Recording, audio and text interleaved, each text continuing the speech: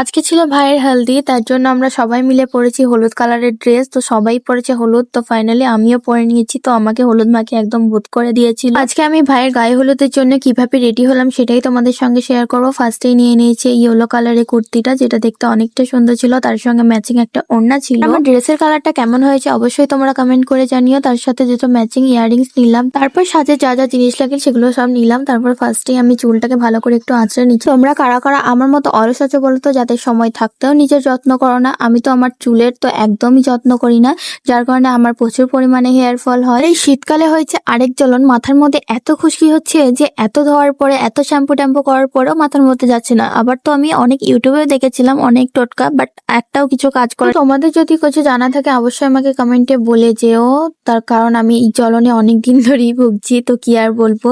আর আমার এই হালকা পাতলা সাজটা তোমাদের আজকে কেমন লাগলো অবশ্যই কমেন্টে জানিও। দেখা হবে নেক্সট কোনো মিনি